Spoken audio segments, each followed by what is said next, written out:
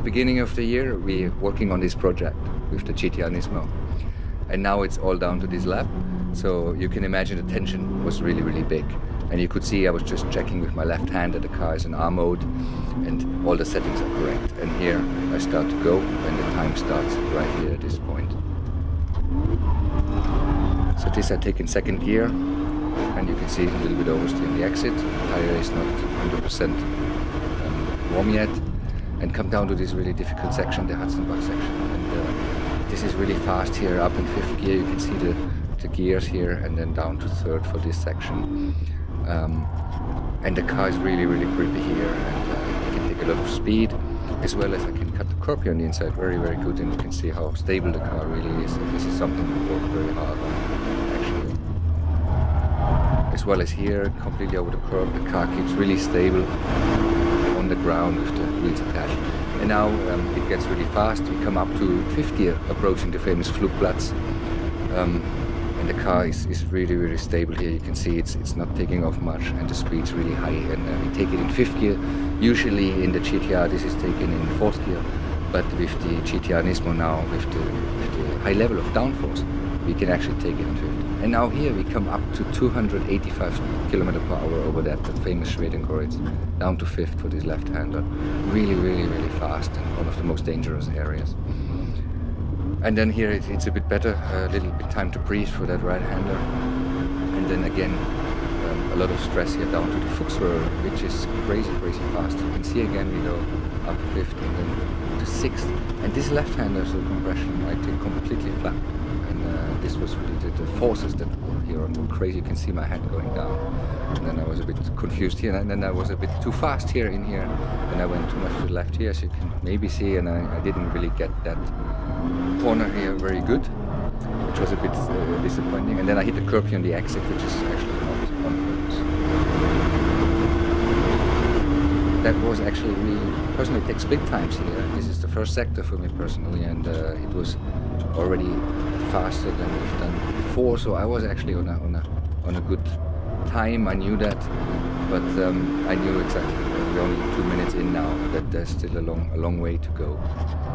And the pressure that we had to the target time to break the 7 minutes, 10 seconds was very, very high, and we were working really, really hard. And this was one shot. It was at the end of the day, and now I had to really reduce the time. So there was a lot of pressure. It was not just like a lap for fun.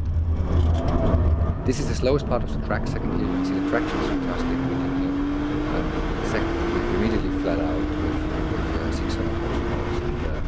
And also something we worked very hard on, actually, to get the power distribution right, to get a really good balance out of it. It's one of my favorite parts, actually.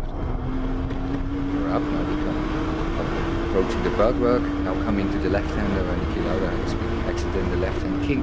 Very fast. This is flat in fifth gear, but it's really, really pumpy and fast. You can see the bumps here, and the car brakes really well here for Bergwerk.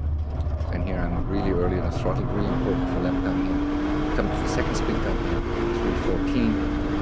This was the best we've had, I think we've seen. And this was really encouraging. I said, okay, now make no mistake. Again here, very fast, very dangerous left-hander here. Also flat, just flat. You can see the bump. The car almost jumps to the grass. Very, very risky section. And of course, as a driver, these sections are when the heart rate goes up. And this is the famous left-hander here. Normally, again, fourth gear in the GT-R Nismo, fifth gear, over 200 km/h around that turn. And then it goes at a little bit lower speed, and you can a little bit relax, but not really relax. Relax from the stress level maybe, but the concentration starts to go now after 4 minutes in the car. And it's really tough now to focus and not make any mistakes. Famous carousel here.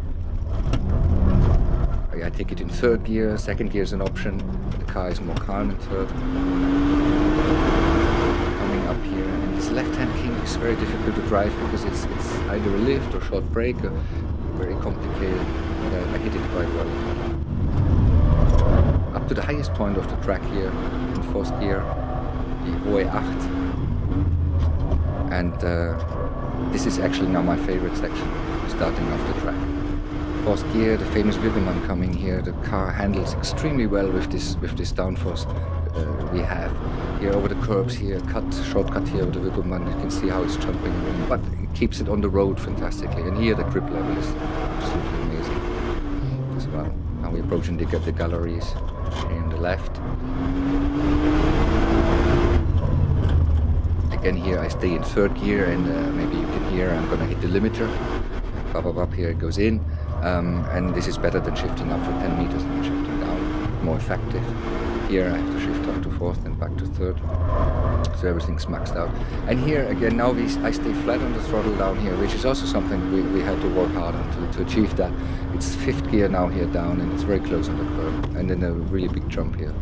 The car is completely in the air, and it felt really great around here. And also here the left-hander, and then this is the last jump and the last really dangerous section here, which is really tricky.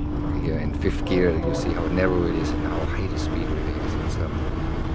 It's difficult to imagine when you drive through there. It's really unreal. And now I know I'm almost home. I have just a couple of more corners here. This is a problem, of course. Now the concentration is really down. You've been on full focus for 6 minutes by now, and you think, okay, I have really, before the long straight, before I can breathe, one more right-hander, and I made a little mistake, so I was really not happy with myself. Here the entry was good, but then I had to turn in here a bit earlier. I missed it a little bit. You can't probably see it from the video, but I personally know there was a mistake. So under the bridge here coming up, you also have a split time here. We can see 6:26, which is also usually we have been over 6:30s there in testing. So I knew that was going to be a good lap. Here we are approaching 280, 290 kilometers, 300. We are now over 300 kilometers per hour. Now I switched to the right lane, and this is flat out now. The left hand is 306 kilometers per hour, and the car will go then down to 310 in this compression here.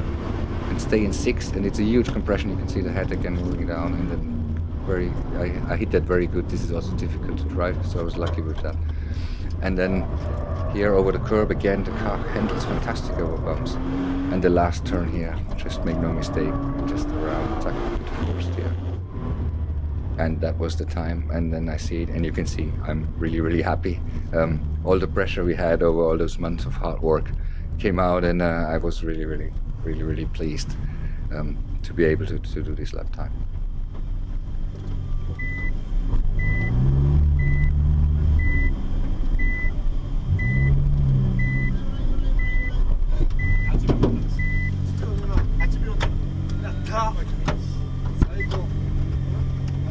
Kawa?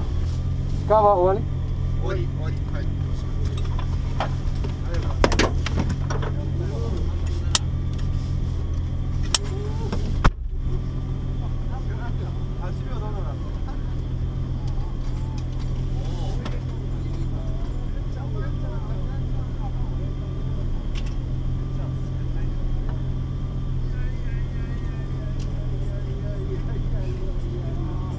いや